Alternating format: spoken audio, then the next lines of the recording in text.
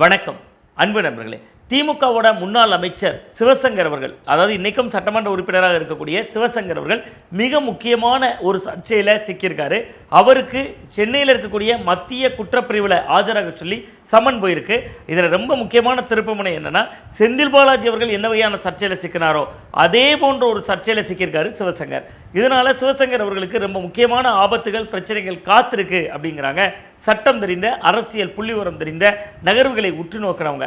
சரி, என்னதான் இதில் சிக்கல் இருக்குது, என்னதான் சர்ச்சை, முதல்ல சிவசங்கர் எந்த வகையான வழக்கில் சிக்கியிருக்காரு அப்படிங்கிறத நம்ம முழுசாக தெரிஞ்சுக்கிறதுக்கு முன்னாடி, சிவசங்கர் சொன்னாலே உங்களுக்கு நினைவுக்கு வர்றது போக்குவரத்து துறை அமைச்சராக அவர் இருந்த 5 ஆண்டுகள் மட்டும்தானான்னு கேட்டால் நிச்சயமாக இல்லை.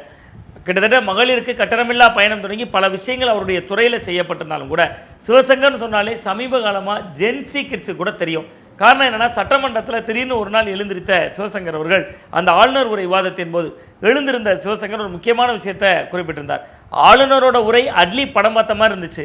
அட்லி பொதுவாக பல படங்கள்ல இருந்து அங்கங்கே கட் பண்ணி எடிட் பண்ணி ரொம்ப முக்கியமான ஒரு படங்களை கொடுத்துருவாரு. அது முதல்வருக்கும் பிடிக்கும். ஆளுநர் உரையும் கூட அப்படிதாங்க. முன்னாள் முதல்வர் மு.க. ஸ்டாலின் அவர்கள் செஞ்ச திமுக ஆட்சியில் செஞ்ச திட்டங்களை எல்லாம் வெட்டியும் கட் பண்ணியும் ஒட்டியும் வச்சு ப்ரெசென்ட் பண்ணியிருக்காங்க, அவ்வளோதான் அப்படின்னு பேசினார். அந்த விவாதத்தில் கூட உடனே பதிலுக்கு எந்திரிச்ச ராஜ்மோகன் கல்வித்துறை அமைச்சர், அவர் ரொம்ப முக்கியமான ஒரு விஷயத்தை குறிப்பிட்டார். எங்கள் சிஎம் விஜய் சாரே சினிமாவை விட்டுட்டு அரசியலுக்கு வந்துட்டார். அண்ணன் சிவசங்கர் அரசியலில் இருந்துட்டு இன்னும் அட்லியே பேசிகிட்டு இருக்காரு. அட்லிக்கு இந்த சட்டசபைக்கு என்ன சம்பந்தம் அப்படின்லாம் கேட்டார். இந்த அளவுக்கு சட்டமன்றத்தையும் கொஞ்சம் சில நாளுங்களுக்கு முன்பு கலகலப்பாக கொண்டு போனதில் சிவசங்கர் அவர்களுடைய பங்களிப்பு இருக்குது. இந்த சிவசங்கர் அவர்கள் தான் இப்போ மிக முக்கியமான ஒரு சர்ச்சையில் சிக்கியிருக்காரு. இது திமுகவுக்கு ஏற்கனவே முன்னாள் அமைச்சர்கள் பலர் மேலே வழக்கு இருக்குது. பலர் மேலேன்னா ஒரு அனிதா ராதாகிருஷ்ணன் அவர்களில் தொடங்கி பொன்முடி அவர்கள் தொடங்கி பல பேர் மீது வழக்கல் இருக்குது.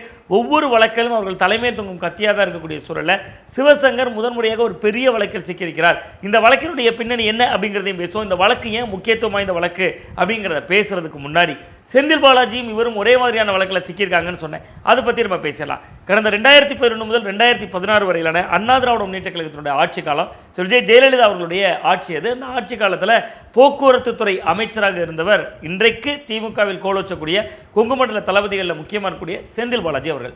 செந்தில் பாலாஜி தான் போக்குவரத்து துறை அமைச்சராக இருந்தார். அப்போ அவர் டிரைவர் கண்டக்டர்கள் நியமனத்தில் வேலைவாய்ப்பு பெற்றுத் தருவதாக சட்டவிரோத பணப்பரிமாற்றம் செஞ்சதாகவும் வேலைவாய்ப்புக்கு பணம் வாங்கிக்கிட்டதாகவும் அவர் மேலே ஒரு பெரிய குற்றச்சாட்டு எழுந்தது. வங்கி கணக்கில் பணம் போட்டவங்கலாம் புகார் கொடுத்தாங்க. 2023 ஜூன் 14 இந்த விவகாரத்தில் அவர் கைது செய்யப்பட்டார். கடைசியில் இதில் என்ன ட்விஸ்ட் அப்படிங்கிறதா முக்கியமானது. இதன் மீது புகார் கொடுத்தது, இவர் மீதான வழக்கை துரிதப்படுத்தியது எல்லாம் கிட்டத்தட்ட திராவிட முன்னேற்ற கழகம் எழுப்பிய குற்றச்சாட்டுகள். அதை அப்படியே வேகம் எடுத்து கிட்டத்தட்ட முதல்ல இது மாதிரியான தமிழ்நாடு மாநில போலீஸார் வழக்கு போடுறதும், பின்னாடியே அதில் சட்டவிரோத பணப்பரிமாற்றம் நடந்தது நிரூபிக்கப்பட்ட அமலாக்கத்துறை உள்ள வர்றதும் ஒரு ஸ்டைலாகவே மாறிடுச்சு. அதனால தான் 2021க்கு பிறகு திமுகவோ அண்ணா திமுகவோ ஒரு அட்ஜஸ்ட்மெண்ட் பாலிடிக்ஸ்குள்ளே போனாங்க. நம்ம எதுக்கு இன்னொருத்தர் மேலே வழக்கு போடணும், அது அமலாக்கத்துறை உள்ளே வர்றாங்க, தேவையற்ற குடைச்சல் சிக்கல் எல்லாம் ஏற்படுதுன்னு பெரும்பாலான வழக்குகள் நீர்த்து போக செய்யப்பட்டன. நீங்கள் திமுகவினுடைய கடந்த 5 ஆண்டு கால தேர்தல் அறிக்கையிலேயே அதிமுகவினுடைய ஊழல் குற்றச்சாட்டுகளை வெளிக்கொண்டு வருவோம் அப்படிலாம் சொல்லியிருந்தாங்க. கொடநாடு கொலை விவகாரம் வெளிப்படுத்தப்படும் அப்படின்னு சொல்லியிருந்தாங்க. ஜெயலலிதா அவர்களுடைய மரணத்தின் மர்ம முடிச்சுகள் அவிழ்க்கப்படும் அப்படிலாம் தேர்தல் அறிக்கையில் சொல்லியிருந்தாங்க. இதிலெல்லாம் பெருசாக அவர்கள் டச் பண்ணாத காரணம், ஆட்சிகள் மாறி மாறி வரும், பட் அமலாக்கத்துறை மத்திய அரசின் அதிகாரமிக்க அமைப்புகள் உள்ள வந்து இவர்களை பழிவாங்கும் போக்கில் செயல்படுது அப்படிங்கிறனால கொஞ்சம் அடக்கி வாசித்தது திமுக முகாம். அதிமுக முகாமும் அந்த சமரச புள்ளிகளுக்கு தயாராகத்தான் இருந்தாங்க. இந்த சூழலில் தான் மிக முக்கியமான திருப்பு முனையாக செந்தில் பாலாஜி அவர்கள் எப்படி ஒரு பண மோசடி விவகாரத்தில் சிக்கினாரோ, வேலை வாங்கி தருவதாக சிக்கினாரோ, அதே போன்ற ஒரு புகாரில் இப்போ அதே போக்குவரத்து துறையை நிர்வகித்த முன்னாள் அமைச்சர் சிவசங்கரும் சிக்கியிருக்காரு. சரி, என்ன வகையான புகார் இது? சென்னை காவல் ஆணையர்கிட்ட ஒரு புகாரை கொடுத்தது வேறு யாரும் இல்லை, காவல்துறையில் சப் இன்ஸ்பெக்டராக இருந்தவர். பொதுவாக காவல்துறையில் சப் இன்ஸ்பெக்டர் அப்படிங்கிறது டிகிரி முடித்தவரும் நேரடியாக போகிறவங்களுக்கும் காவல்துறையில் எஸ்ஐ கிரேடு போடுவாங்க. எஸ்எஸ்ஐன்னு சொல்லுவாங்க, சிறப்பு உதவி ஆய்வாளர். அது எப்படி வரும்னா ப்ரமோஷன் அடிப்படையில் வரும். கான்ஸ்டபிளாக இருந்திருப்பார், ஹெட் கான்ஸ்டபிளாக இருந்திருப்பார், எஸ்எஸ்ஐயாக இருந்திருப்பார். அப்படி ஒரு எஸ்எஸ்ஐயாக இருந்தவர் தான் சீனிவாசன். அந்த சீனிவாசனுக்கு ஒரு பையன், அந்த பையன் பிஇ பட்டதாரி. அவருக்கு போக்குவரத்து துறையில் வேலை வாங்கி தரேன், உதவி பொறியாளர் வேலை இருக்குது அப்படின்னு சொல்லி இளஞ்செழியன் அப்படிங்கிறவர் இவருக்கு அறிமுகமாயிருக்கார். அந்த இளஞ்செழியன் சீனிவாசன் அந்த ரிட்டையர்டு எஸ்ஐ, ஒரு 65 வயது ஆனவர், ரிட்டையர்டு பணம் வைத்திருக்கிறார். ஓய்வு காலத்திற்கு பின்பு அவருக்கு கிடைத்த பணத்தை கொஞ்சம் வங்கியில் போட்டு வைத்திருக்கிறார். அதில் அவர் ஒரு தொகையை சொல்கிறார். நான் நேரடியாக போக்குவரத்து துறை அமைச்சர் சிவசங்கரோட தொடர்பில் இருக்கக்கூடியவன், நீங்கள் எனக்கு பணம் தந்தீங்கன்னா உங்கள் பையனுக்கு உதவி பொறியாளர் பணி வந்துடும் அப்படிங்கிறார். இவரும் கொஞ்சம் கொஞ்சமாக வங்கி கணக்கில் கொடுக்குறாரு, கொஞ்சம் கையில் கொடுக்குறாருன்னு 23 லட்சம் ரூபாய் அந்த போலீஸ்காரர் சீனிவாசன் பணத்தை கொடுத்து விடுகிறார்.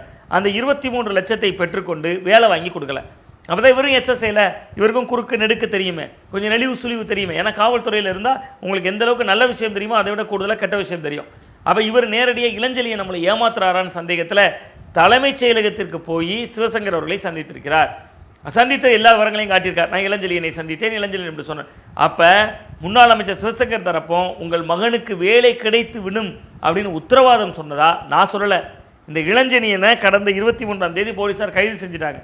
அந்த கைது செய்யப்பட்டதில் பதிவு செய்யப்பட்ட முதல் தகவல் அறிக்கை, ஃபர்ஸ்ட் இன்வெஸ்டிகேஷன் ரிப்போர்ட், எஃப்ஐஆர்.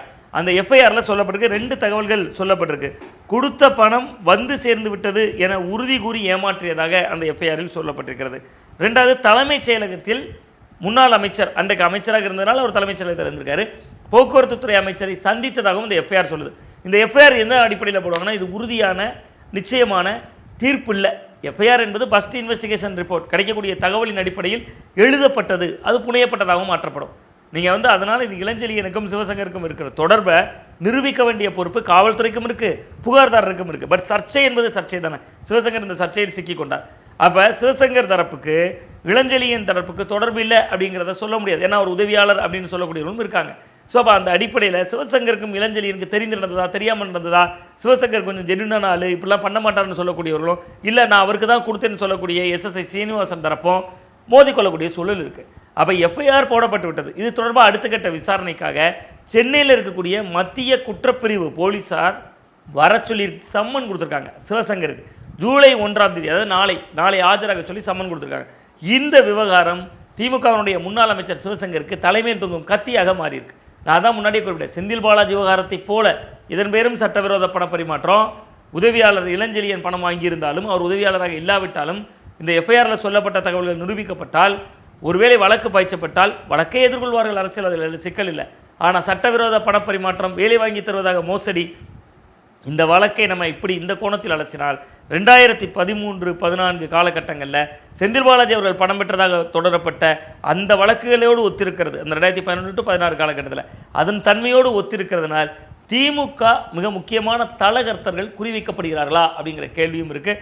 இல்லைங்க, உப்பு தின்னா தண்ணி குடிச்சு தான் ஆகணும், தப்பு செஞ்சால் தண்டனை அனுபவிச்சு தான் ஆகணும், அதான நடைமுறை அப்படிங்கிற பார்வையும் பார்க்கலாம். பட் இது எதுவாக இருந்தாலும் சிவசங்கர் மீது இப்பொழுது வந்திருப்பது சம்மன், விசாரணைக்கான ஆஜர். இது தண்டனை கிடையாது, குற்றம் உறுதி செய்யப்பட்ட விவகாரம் கிடையாது. எஃப்ஐஆர் பதிவு செய்யப்பட்டிருக்கிறது, முதல் தகவல் அறிக்கை. இது இன்வெஸ்டிகேஷன் லெவலில் தான் இருக்குது. பட் இருந்தாலும் முந்தைய வழக்குகளின் தன்மையோடு நாம் ஒத்து பார்க்கிற பொழுது திமுகவில் மிக முக்கியமான தலைகர்த்தருக்கு ஏற்படக்கூடிய இந்த சிக்கலை பற்றி நீங்கள் என்ன நினைக்கிறீங்கன்னு மறக்காமல் கமெண்ட் பாக்ஸில் கமெண்ட் பண்ணுங்கள். மீண்டும் நல்ல ஒரு அரசியல் அப்டேட்டோடு உங்களை சந்திக்கின்றேன். நன்றி, வணக்கம்.